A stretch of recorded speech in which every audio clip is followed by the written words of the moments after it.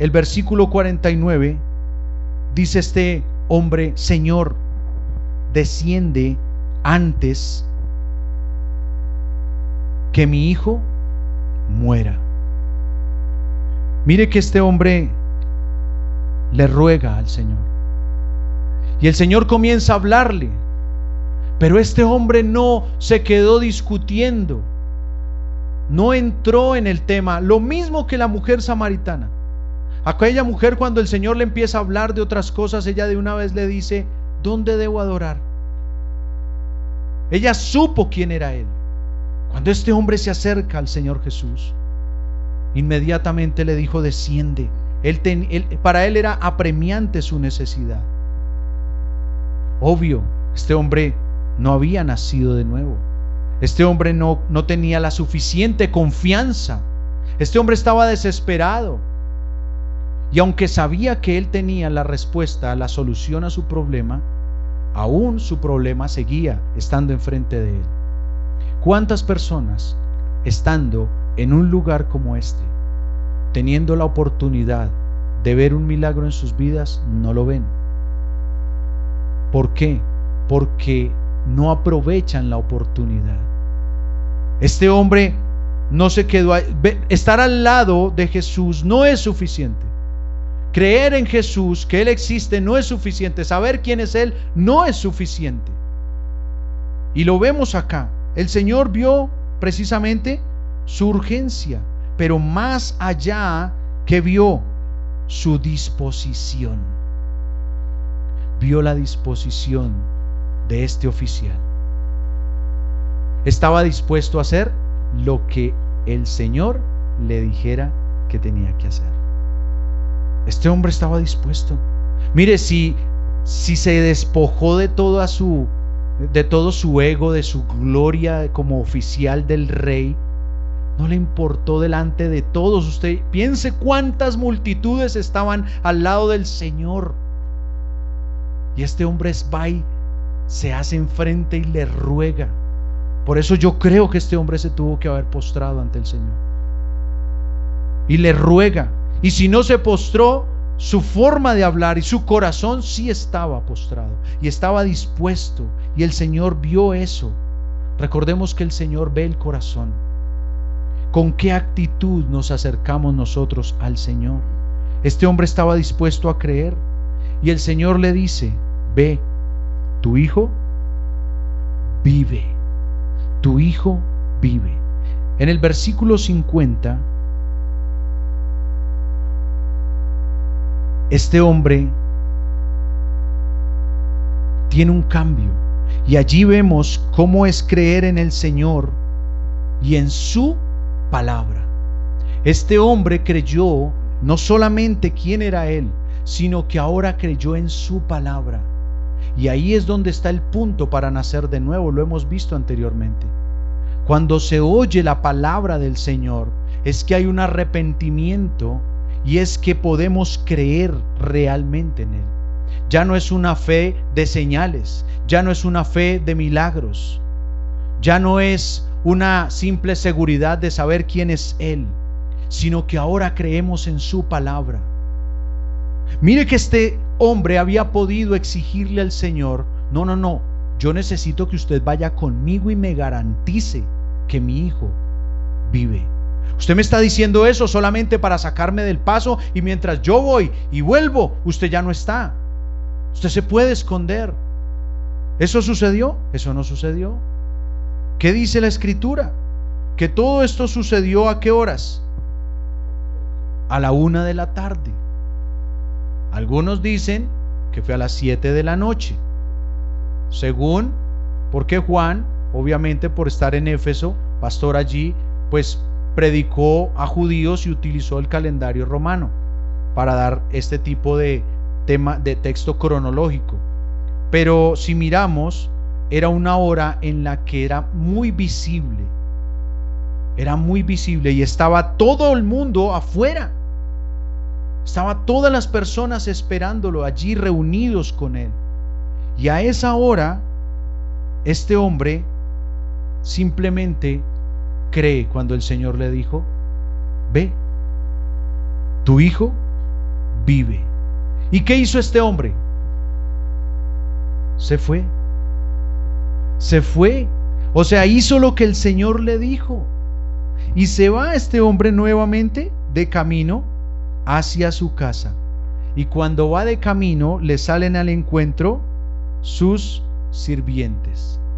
¿Y qué le dieron? Las buenas nuevas.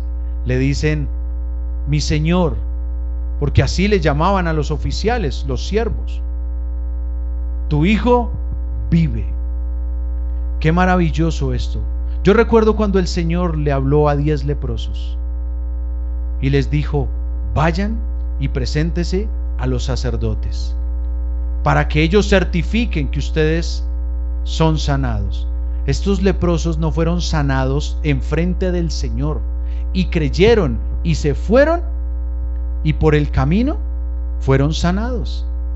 Recordamos la historia que de esos 10, solo uno se devolvió a darle gracias al Señor, y no era judío. Y el que es sanado porque creyó en el Señor. Pero dice la historia que cuando este hombre vuelve es salvado. Los otros se fueron con su milagro, sí, fueron sanos de su lepra, pero no fueron salvos. Solo se salvó aquel que se devolvió y le dio gloria al Señor, que reconoció quién era el que lo había sanado. Y mire entonces lo que sucede acá. El Señor permite que este hombre vaya de camino, y sus siervos le salen y le dicen: tu hijo vive, tu hijo no ha muerto. Y cuando le dicen tu hijo vive, claro, él sabía que estaba vivo. Esa palabra tu hijo vive nos está definiendo es: tu hijo ya no morirá.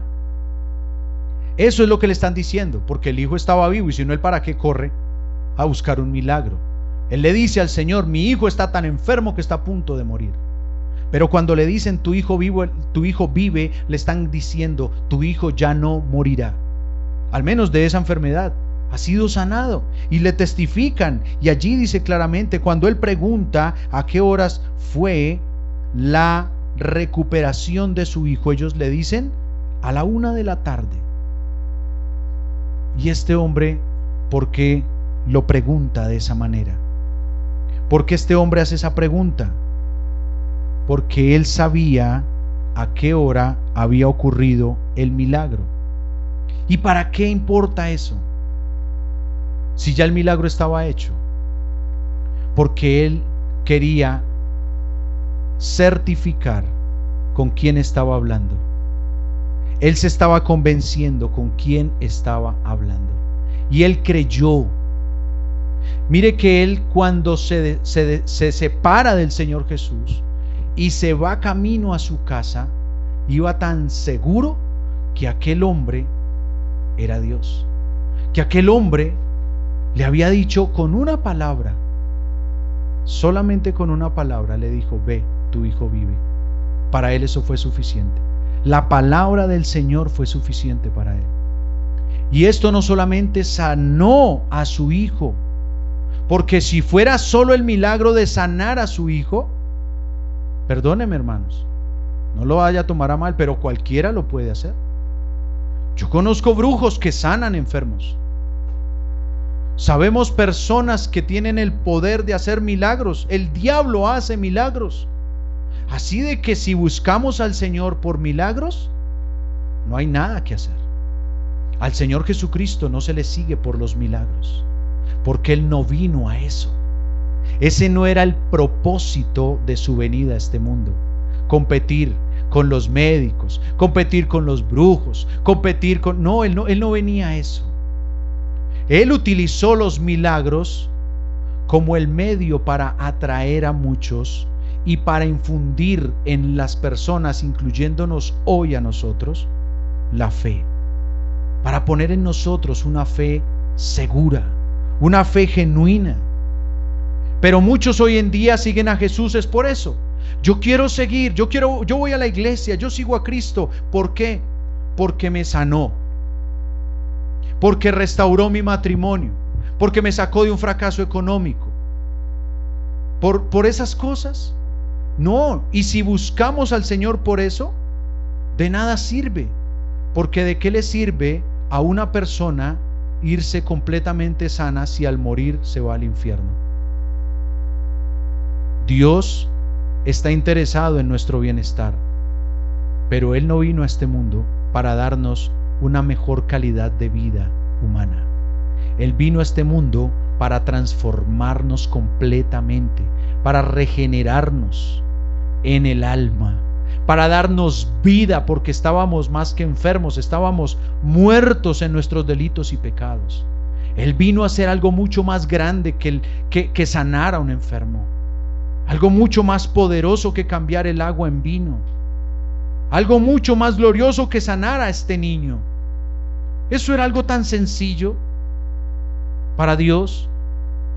Él vino realmente fue a vencer el pecado.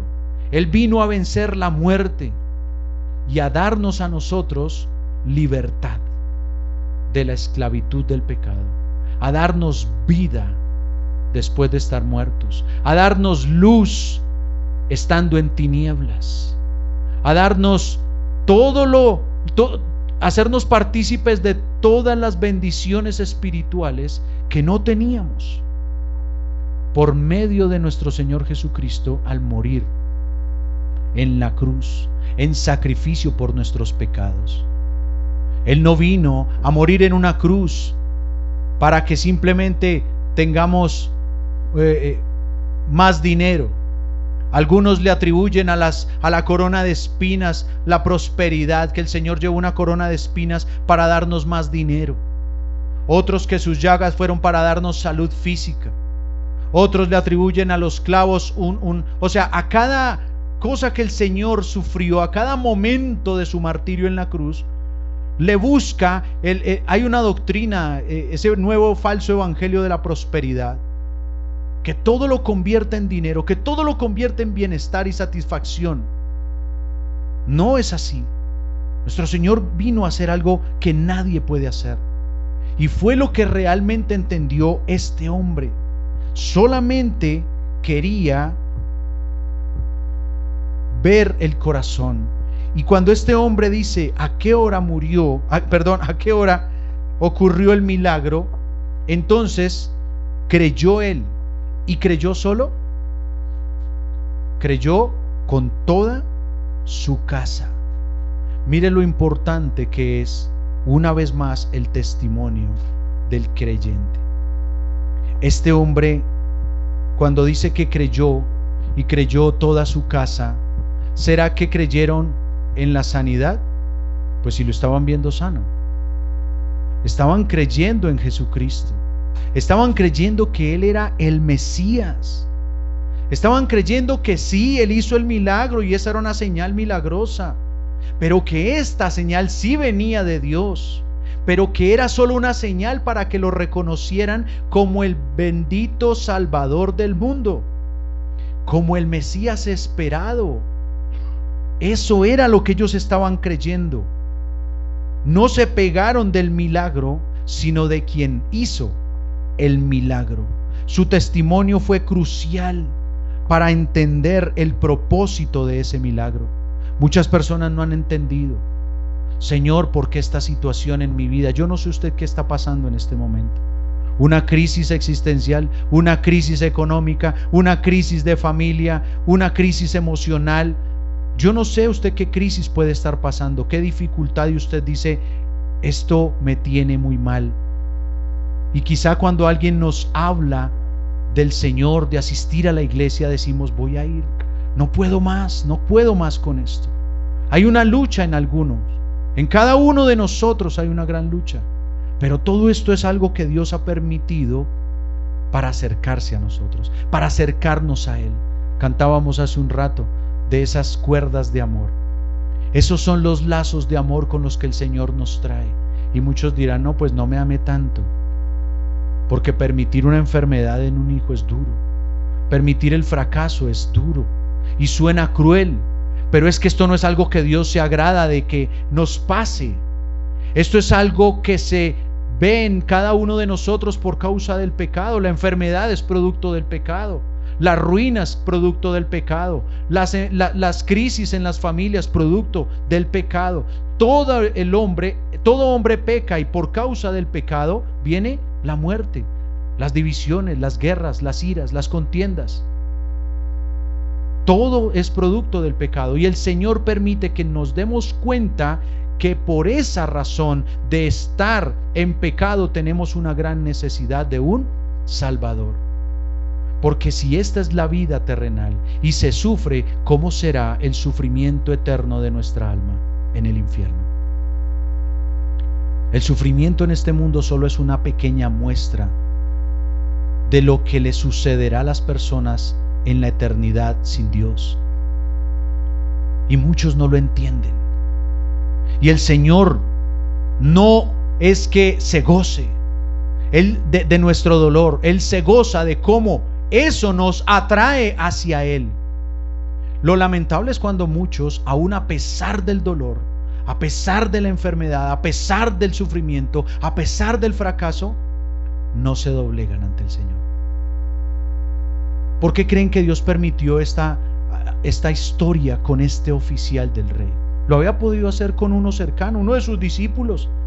Cualquiera dice fácil, lo conocía, andaba con él, le rogó, claro, se ve fácil. Pero es que este hombre no era cualquier hombre. Este oficial del rey no era cualquiera. Y eso tipifica el corazón de nosotros. Corazones altivos, perversos, engañosos, crueles. Y aún así, el Señor puede quebrantar el corazón más duro. Mire que dice la Escritura: ¿no es mi palabra como martillo que rompe la roca? ¿No es mi palabra como fuego que consume? Pues mire cómo la palabra del Señor Jesús quebró el corazón, doblegó el corazón y puso en obediencia a un servidor tirano. Lo convirtió inmediatamente en una oveja. Después de ser quien era este hombre, lo lleva en humildad, en sumisión. Y aparte de eso, ahora le habla a su familia y le dice: este realmente es el Señor. Y dice aquí que todos creyeron con él.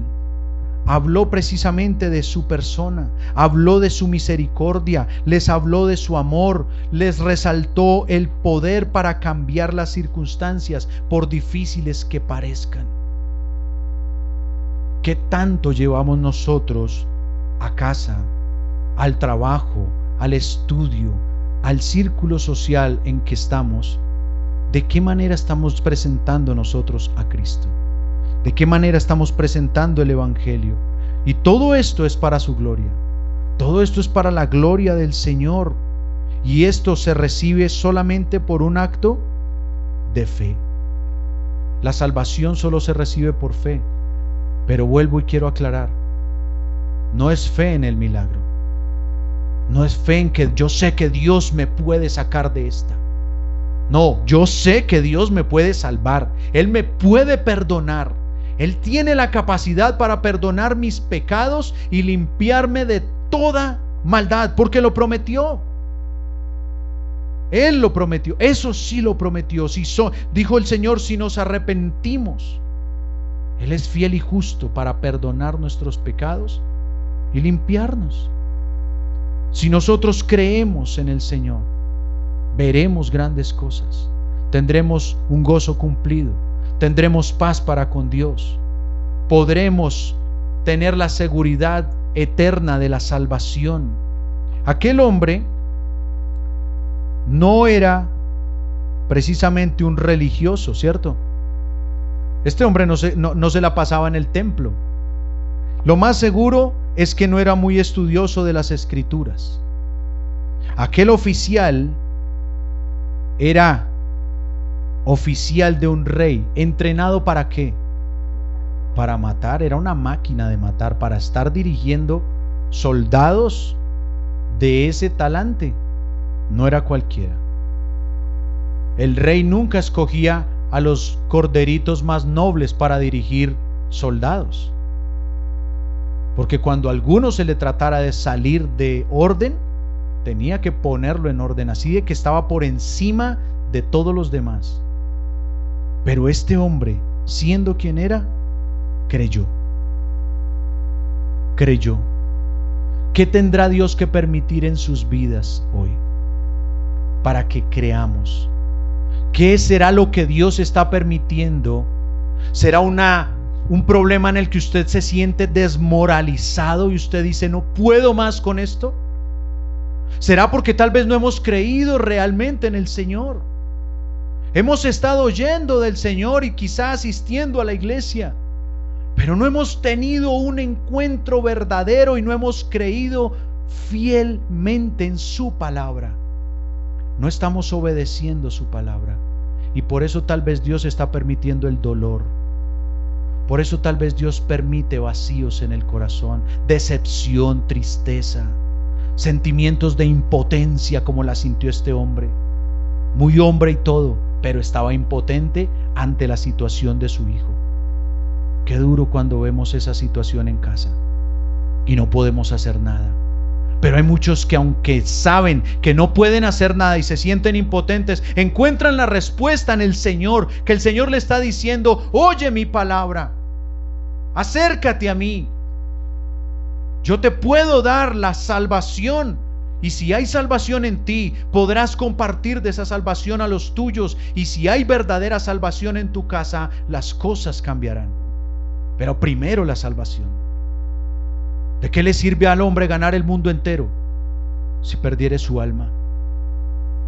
Yo no puedo pensar que en mi casa puede haber orden sin Dios. Y es a la manera de Dios.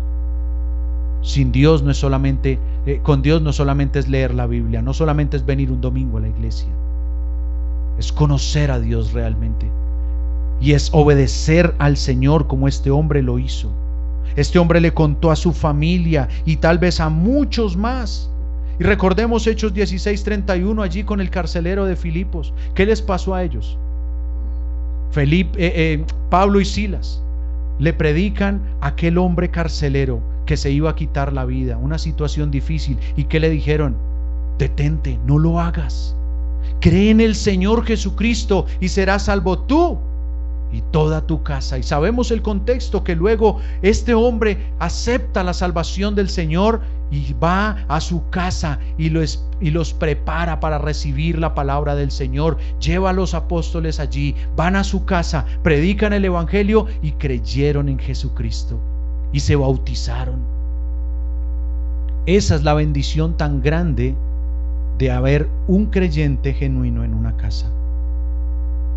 No es que todos se salvan porque uno se salvó, es porque esa luz va a alumbrar a los demás para que también vean al Cristo Redentor, al Señor, al Salvador, y también lo sigan a Él, porque esto es personal. Entonces el evangelio corre por causa de Cristo, pero por medio de aquellos que realmente han decidido creer en Él, que deciden fielmente nunca callar. Este hombre no cayó. Este hombre era conocido en su casa como el peor, pero llegó allí a llevarles la luz del evangelio. Llevó salvación a su casa. Yo no sé quién sea usted en su casa, pero es tiempo de arrepentirnos y es tiempo de llevar sin ningún tipo de vergüenza el evangelio a nuestras casas, y más bien con la urgencia con la que este hombre corrió a Jesús y luego volvió, pero no se quedó con el milagro. Sucedió algo extraordinario que transformó su vida y la de su familia, y él sabía que iban más tarde a morir, porque la muerte es segura para todo ser humano, pero ya eran salvos. ¿Es usted salvo? ¿Está usted a cuentas con Dios? ¿Está preparado para encontrarse hoy con el Señor si Dios lo llama a su presencia? ¿O si hoy el Señor viene por su iglesia, estamos preparados, estamos listos para irnos con Él? Si es así, Y si hoy no es el día de nuestra muerte física, y si hoy no es el día en que el Señor viene por su iglesia, hay muchos a su lado que necesitan del mismo Salvador que usted y yo tenemos hoy. Hay muchos que están esperando afuera que llevemos el Evangelio. No importa lo que hayamos sido, no nos dé vergüenza. Puede que nos critiquen, puede que digan muchas cosas, pero no callemos nuestras bocas. No nos avergoncemos del que no se avergonzó de nosotros jamás. Amén. Vamos a orar.